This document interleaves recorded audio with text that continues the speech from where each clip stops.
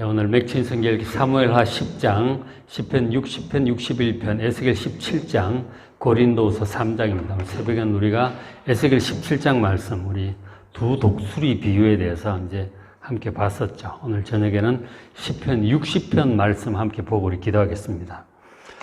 시편 60편의 표제를 보면 아까 제가 잠깐 읽어드렸는데 다윗이 아람 나하라임과 아람 소바와 싸우는 중에, 그러니까 지금 다윗이 그 이스라엘 북쪽에 있는 아람 연합군들과 아람 나하라임, 아람 소바, 다 아람 족속들이죠. 그 연합군들과 싸우는 중에 큰 전쟁을 하고 있는데 요압이 돌아와 에돔을 소동골짜기에 쳐서 12,000명을 죽인 때 이제 지은 그 전후에서 지은 시라고 이제 표기를 하고 있습니다. 그 사건은 이제 사무엘하 8장에 나오고 역대상 18장에 나와요. 이제 보면은 그 어떤 상황인지 우리가 알 수가 있죠. 그러니까 지금 다윗의 군대가 북쪽 이 아람 연합군들과 큰 전쟁을 하고 있는 중에 남쪽에 있는 이 에돔이 틈을 타서 이제 공격을 해온 거죠. 그러니까 북쪽에서 큰 전쟁을 하고 있는데 남쪽이 갑자기 이제 쳐서 올라오니까 이 잘못하면 양협공을 당해가지고 한순간에 나라가 망할 수도 있어요. 전쟁이라는 게 그래. 한번 지면은 무너지기 시작하면 그냥 한순간에 끝날 수도 있다고요. 과연 이런 큰 위기를 닥쳐서 다윗이 어떻게 기도를 했는지 시편 60편 이제 기록을 하고 있는 것이죠. 위기 상황은 상당히 심각했었어요. 60편 1절에 하나님이여 주께서 우리를 버려 흩으시고 분노하셨사오나 지금은 우리를 회복시키소서.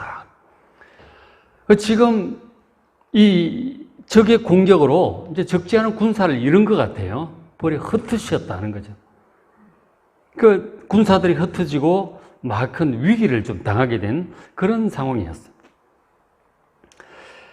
자, 근데 이제 이 위기를 이제 어떻게 대하느냐가 문제예요. 항상 이제 그런데 3절에도 주께서 주의 백성에 어려움을 보이셨다.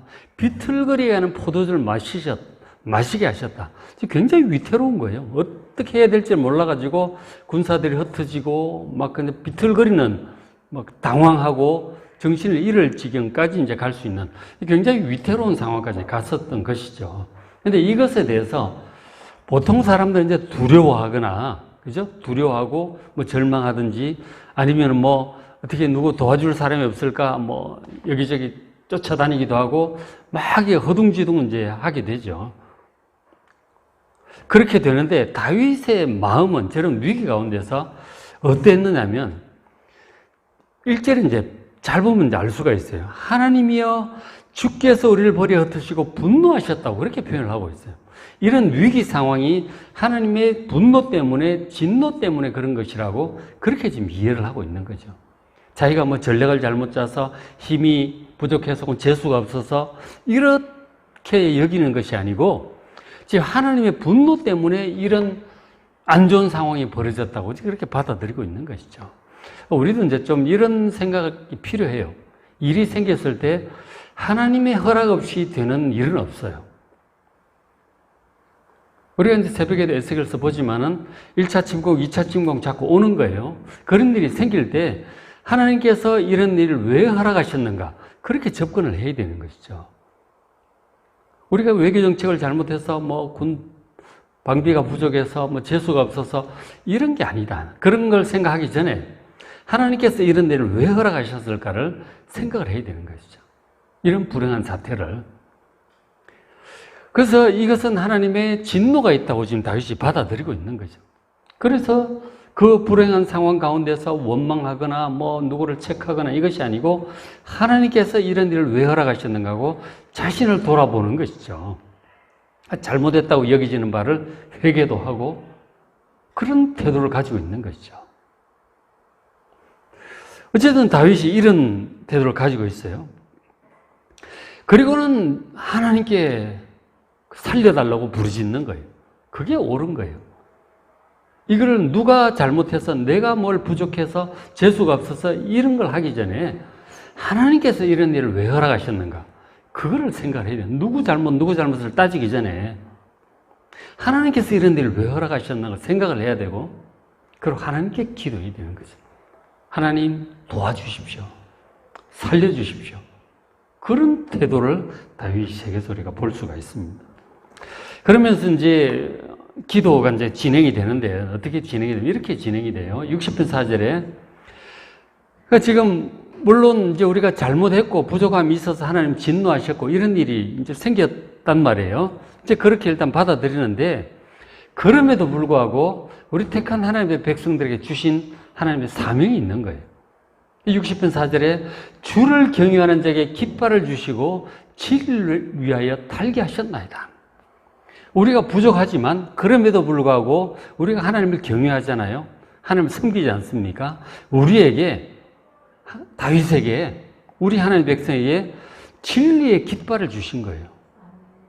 하나님의 말씀, 하나님이라고 하는 진리의 깃발을 우리에게 주셨고 우리가 세상에 나부끼도록 사명을 주신 거예요.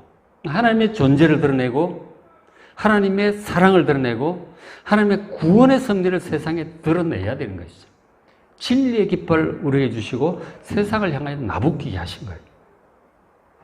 그것을 다윗도 알고 있는 것이죠. 하나님의 백성이라고 하는 존재 자체가 이스라엘 백성이라고 하는 존재 자체가 출애굽 시킨 것도 그렇고 가나안 땅 주신 것도 그렇고 보호하시는 것 다 마찬가지. 그것이 하나님의 존재를 세상에 드러내게 하는 진리의 깃발의 사명을 하나님의 백성들에게 주신 거라고요. 하나님의 존재와 사랑과 구원의 길을 세상을 향해서 선포하고 드러내야 되는 것이죠. 우리의 삶, 우리의 어떤 전도, 우리의 말 이런 것들을 통해서 하나님의 존재와 그 진리의 깃발을 드러내게 하시는 거예요. 우리가 비록 부족하고 그것 때문에 하나님의 진노를 당할지라도 이것을 기억을 하는 것이죠. 다윗도 그것을 기억을 하고 이 깃발을 계속해서 나부낄 수 있도록 우리를 건져달라고 하는 거예요. 이 악한 자들, 하나님을 섬기지 않는 이런 자들로 인해서 멸망하지 않게 하시고 지켜주셔서 이기게 하셔서 계속해서 진리 깃발을 나부낄 수 있도록 구해달라고 간구를 하고 있는 것이죠.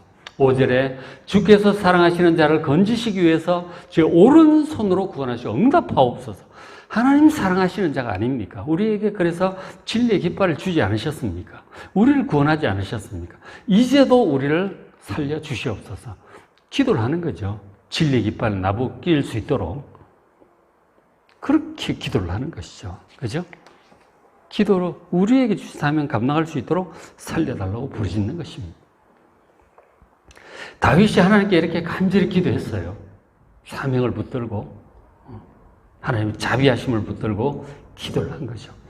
다윗의 이 기도에 하나님 응답을 하셨어요. 자, 이렇게 응답을 하셨어요. 60편 6절에 하나님이 말씀하시되 다윗의 그 간절한 기도에는 응답이죠. 내가 뛰놀리라, 내가 움직일 것이다 하는 거죠. 내가 세겜을 나누고 숫곳 골짜기를 측량하리라. 이 세겜 숫곳 골짜기는 이제 이스라엘 백성 그 쪽이죠, 그죠? 북부 이스라엘, 그 세겜이 이제 북부 이스라엘의 중부 이스라엘의 중요한 지역이죠. 그 하나님의 영토예요. 하나님의 백성들의 영토고 내가 관리하고 있다고 하는 것이죠. 길앗도 요단강 건너편 길앗과 므낫세도 내 것이다. 그것도 내가 지킬 것이다. 그리고 특히 에브라임은 내 머리에 투구다. 에브라임 지파 그렇잖아요. 내 머리에 투구다. 그리고 유다는 나의 규다. 규라고 하는 것은 이 양이 잡고 있는 그 지팡이잖아요. 그죠? 왕의 표시. 그건 이제 규란 말이에요. 그 유다 지파에서 이제 다윗 왕을 세우신 거 아니에요. 그래서 유다 지파가 하나님의 왕의 지팡이라고 말씀을 하신 거죠. 어쨌든 이것들 전부 내 것이다. 내가 보호한다. 이런 말씀을 하시는 거죠. 그리고 이제 주변에 있는 나라들 8제 모압. 이 주변에 있는 이방 민족도 모압은 나의 목욕통이고 이 에돔 지금 뭐 공격해오고 있다고 하는데 그 에돔에 나의 신발을 던질 거야. 나 신발장이고 그 블레셋은 나로 말미암아 외치라고 하나님으로 말미암아 외치라고 찬송하라고 그렇게 말씀하는 것이죠. 그 하나님께서 지금 이스라엘을 보호하시고 주변 나라들을 완전히 다 제압을 하도록 하시겠다고 응답을 하신 거죠. 그렇죠? 지금 북부 아랍연합군과 남쪽 에돔 양쪽의 적을 맞이해서 기도하는 다윗에게 이렇게 응답을 하신 거예요. 하나님께서 도우시고 이기게 하시겠다는 거잖아요. 얼마나 든든하겠어요? 마음이 아마 편안해졌을 거예요. 자, 그런 하나님의 응답을 듣고 다윗이 계속해서 하나님께 또 계속 기도합니다. 계속 기도하는데, 지금 이제 문제가 해결될 때까지 기도를 하는 거죠. 응답을 받았고, 그리고 또 이제 특히 이 에돔에 대해서, 남쪽 기습해온 이 에돔에 대해서 기도를 계속 하죠. 에돔 문제를 해결해 나가는 60편 9절에 누가 나를 이끌어 견고한 성에 들이며 누가 나를 에돔에 인도할까? 그 에돔을 점령할 수 있게 해달라고 기도를 하는 것이죠. 그러면서 하는 말이 11절, 우리를 도와 대적을 치게 하소서. 사람의 구원은 헛된 일이다. 사람이 누가 도울 수가 없다는 거죠. 그 나중에 후대에 보면은 뭐 바벨론을 의지하느니, 아수를 의지하느니, 애굽을 의지하느니 막 그렇게 하는데 다윗은 그런 걸 의지하지 않아요. 사람의 구원은 헛되다고 생각합니다. 하나님이 최고다. 그렇게 하나님께 기도를 하는 것이죠. 12절에 우리가 하나님을 의지하고 용감하게 행하리니 그는 우리의 대적을 밟으실 이심이로다. 하나님을 의지하고 용감히 행하겠다는 것이죠. 하나님께서 우리의 대적을 밟으실 것이기 때문에 하나님 믿고 용감히 싸우겠다고 결단을 이렇게 하는 그런 모습을, 그리고 에돔도 정복하고 최후 승리를 거두게 해달라고 기도를 지금 계속 그렇게 하는 것이죠. 자, 이제 이렇게 기도를 하고 났더니 기도하고 이제 용감히 행한 거죠. 그래서 다윗도 북쪽에서 이 아람 연합군과 싸워서 전쟁을 하고 있었는데 북쪽에서 다윗도 큰 승리를, 역전되면서 승리를 거둔 거죠. 예, 그렇게 했고, 그 다음에 남쪽 에돔에서는 이 소금골짜기 영곡에서 이 요압 장군과 아비스 장군이 잘 막아냈어요. 에돔의 공격을 잘 막아냈어요. 그렇게 이제 이기고 났더니 이게 어떻게 됐느냐면 지금 이제 여기저기 많이 정복하고 이제 가던 중에 이렇게 된 거거든요. 그러니까 북쪽, 남쪽 이 공격을 한꺼번에 잘 막아내고 이기고 났더니 이제 갑자기 주변에서 더 이상 공격할 만한 나라들이 남아있지 않았어요. 국경을 맞대고 있는 나라들. 다 평정이 돼버린 거예요. 마지막 고비였던 것이죠. 이 양쪽 남북 이 전쟁 상황이, 동시에 일어난 전쟁이 마지막 어떤 이제 고비였던 것이죠. 그래서 한순간 망할 뻔한 위기에 갔다가 정말 간절히 기도하고 응답받고 싸웠더니 주변 일대에서 더 이상 이제 공격할 만한 나라가 남아있지 않은 가장 강력한 나라가 드디어 된 거예요. 그 상황, 마지막 위기에서 기도했고 응답받았던 그 내용이 시편 60편인 것이죠. 얼마나 참 은혜로운 시편이에요. 그렇죠? 막판에가 위기에 기도하고 응답받은 그 내용입니다. 우리도 이제 살면서 종종 이런 위기가 올 수가 있잖아요. 여기저기서 한꺼번에 막 일이 터질 때가 있습니다. 굉장히 이제 두려움이 느껴지죠. 다윗도 그 1절에도 봤지만 60편 1절에 하나님께서 우리를 흩어 버리셨다. 막 그런 생각까지 드는 거죠. 땅이 진동하고 막 갈라진다고 막 그렇게까지 얘기를 한 거예요. 그만큼 이제 두려움을 느꼈던 것이죠. 우리도 두려울 상황이 있을 수 있는데, 그러나 다윗처럼 두려워하지 말고 절망하지도 마시고요. 기도하시기 바랍니다. 이런 시편 붙들고 기도하는 거죠. 뭐 시편을 읽어도 좋아. 그냥 기도하는 거예요. 다윗의 마음으로 기도하십시오. 그리고 우리에게 진리의 깃발을 나붙게 할 우리의 사명이 있사오니 이 사명 감당할 수 있도록 우리를 지켜주시옵소서. 이렇게 기도하는 거예요. 그렇게 할 때, 그리고 이제 하나님과의 언약도 기억을 하시고, 언약도 기억하시고, 하나님께 부르짖으면 하나님께서 응답하시고, 우리의 위기를 극복하게 하시고, 굳건하게 세워주실 줄로 믿습니다.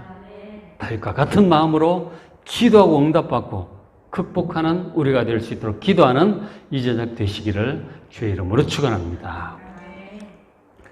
자, 오늘 맥천석에 이렇게 사무엘하 10장, 시편 60, 61편, 에스겔 17장, 고린도후서 3장 말씀 잘 읽으시고 은혜 많이 받으시기 바랍니다.